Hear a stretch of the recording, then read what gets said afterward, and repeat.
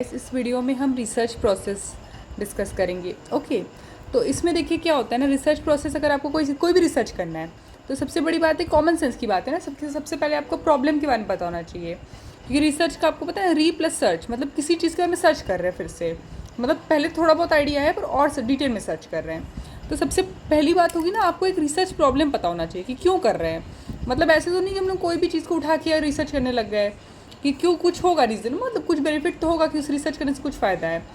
जैसे अगर आप रिसेंट एग्जांपल ले तो जैसे कोविड हुआ था ना, सबसे रिसेंट एग्जांपल है कि कोविड हुआ था तो उस बारे में बहुत रिसर्च हुआ, मतलब अलग अलग दवाई से टेस्ट किए कि ये दवाई या फिर ये इंजेक्शन वैक्सीन, कितने फेजेस का ट्रायल हुआ ना, फिर डिसाइड हो पाया कि अच्छा ये वैक्सीन सबसे इफेक्टिव है, तो फिर उसको लॉन्च किया गया। तो उस तरह से आप सोच सकते हैं पहले रिसर्च प्रॉब्लम है। जैसे कोविड के केस में देखें तो प्रॉब्लम ये था कि लोगों की बहुत डेथ्स हो रही थी उस वक्त, तो कुछ ऐसा चाहिए था कि इम्यूनिटी बूस्ट हो जाए, तो वो हो गया हमारा रिसर्च प्रॉब्लम। तो उसमें एक फॉर्मुलेटिंग हाइपोथेसिस होता है, मतलब ये रिसर्च प्रॉब्लम के बाद एक होता है कि हाइपोथेसिस होना चाहिए। मतलब क्या, बाद में हम लोग ना इसी हाइपोथेसिस को टेस्ट करते हैं। हाइपोथेसिस क्या कि चलिए हमने बोल दिया कि अच्छा ये वाला इंजेक्शन जो है ये हम कोविड के ट्रीटमेंट में यूज़ कर सकते हैं, ये हमारा हाइपोथेसिस है कि हम सोचते हैं कि ऐसा हो सकता है। तो बाद में हम क्या करेंगे ना, हम इस हाइपोथेसिस को अपने रिसर्च के एंड में प्रूव करेंगे कि हम जो दवाई दे रहे थे फिर इंजेक्शन बोल रहे थे, वो क्या कर रहा है कोविड को, मतलब कोविड से हम लोग को राहत पहुंचा रहा है कि नहीं, या फिर उसको कम कर रहा है कि नहीं सिम्टम्स को। ओके, तो वो होता है हाइपोथेसिस फॉर्मुलेट करना। फिर हम लोग क्या करेंगे, अब जैसे कुछ रिसर्च करना है तो ऐसे तो नहीं कि मतलब हम लोग ऐसे ही मतलब रैंडम चीज़ें करेंगे, नहीं, हम लोग एक रिसर्च डिज़ाइन प्रिपेयर करेंगे। मतलब जैसे कि इसके बाद ये करना है, या फिर ये यहाँ से हम लोगों को सैंपल लेना है। जैसे कोविड के केस में बोले तो हम लोग को अलग अलग इंसान, मतलब अलग अलग लोगों से जैसे ना, तो उनका ब्लड सैंपल लेना है, देखना है कि क्या, पहले ये देखना है कि क्या इफेक्ट हो रहा है, वो जो वायरस है वो किस तरह से किसको कैसे इफेक्ट कर रहा है। जैसे हम देख रहे थे ना कि अलग अलग इंसान को वो अलग अलग तरीके से इफेक्ट कर रहा था। ओके, तो इस तरह से हम लोग एक रिसर्च डिज़ाइन वो करेंगे प्रपोज कि अच्छा ऐसे ऐसे हमें करना है। फिर हम क्या करेंगे ना, हम डेटा कलेक्शन इंस्ट्रूमेंट को डेवलप करेंगे इन द सेंस कि हम पता करेंगे कि अच्छा डेटा हमारा कैसा है, मतलब ब्लड सैंपल कहाँ कहाँ से लेना है, कैसे कैसे लेना है, और किस से लेना है, उसके लिए कौन से टूल्स यूज़ करेंगे, कौन सा मेथड यूज़ करेंगे। ओके, तो ये हमारा डेटा कलेक्शन, क्योंकि बिना प्लान के तो हम लोग नहीं जा सकते ना, हमें तो एक प्रॉपर प्लान चाहिए, क्योंकि at the end of the day ये रिसर्च प्रोसेस है और इससे हमें एक आउटकम मिलेगा। मतलब अगर हम सोचिए कि वैक्सीन निकालने की कोशिश कर रहे हैं ना, तो उसके बारे में हम लोगों का एक प्रॉपर प्लान होना चाहिए। ओके, तो फिर हम सोचेंगे कि अच्छा ठीक है, सैम्पल्स किस तरह का सिलेक्ट करें, क्योंकि रिसर्च करना है तो किसी सैंपल पे करेंगे ना। और अगर बायोलॉजिकल रिसर्च कर रहे हैं, जैसे कोविड वेरिएंट्स पे रिसर्च कर रहे हैं, तो हम लोग सैंपल ढूंढेंगे पहले कि अच्छा ये सैंपल पे हम रिसर्च करना चाहेंगे। इतना कुछ करने के बाद जब हम सोच लिए कि अच्छा ये हमारा डेटा कलेक्शन इस मेथड से करेंगे, ये हमारा सैंपल होगा, तो हम एक प्रपोजल लिखेंगे। जैसे आपको पता है कि अगर आप पीएचडी के लिए अप्लाई करते हैं, कहीं बाहर भी अप्लाई करते हैं और वैसे भी अप्लाई करते हैं, तो आपको एक रिसर्च प्रपोजल ज़रूर लिखना होता है।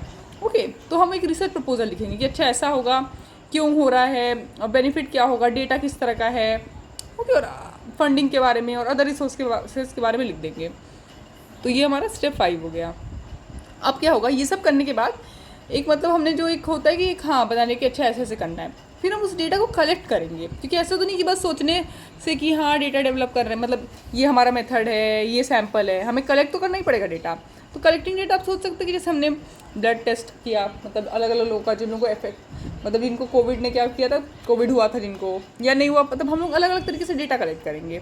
ओके, फिर हम क्या करेंगे, इतना सारा डेटा कलेक्ट करने पर उसको अच्छे से अरेंज करेंगे। ओके, अब कोई भी चीज़ अगर आप ऐसे तो नहीं कि मतलब रैंडम चीज़ों को ऐसे कलेक्ट करके रख दिया, तो उसको अच्छे से अरेंज करेंगे कि अच्छा इसको ऐसे लिया, या फिर कुछ टाइम बाद वो सिम्टम्स क्या हो गए, इस तरह से हम एनालाइज करेंगे डेटा को। फिर लास्ट में ये सब करने के बाद अच्छा, और एनालाइज कैसे करते हैं, देखिए हाइपोथेसिस टेस्ट होगा। जब ये एनालिसिस है ना, इसके अंडर हमारा हाइपोथेसिस टेस्टिंग भी आएगा। हाइपोथेसिस टेस्टिंग हम कैसे करते हैं, काई स्क्वायर टेस्ट, ये बाद में हम डिस्कस करेंगे, chi square test, T test, F test. अगर आपने केमिस्ट्री में एनालिटिकल केमिस्ट्री पढ़ा है ना, तो अपनी एफ टेस्ट, टी टेस्ट पढ़ा होगा, बीएससी थर्ड ईयर में पढ़ा होगा एनालिटिकल केमिस्ट्री में, जिसने भी मतलब ऑप्ट किया हो या फिर होगा जिस यूनिवर्सिटी में। ओके, फिर एनोवा टेस्ट।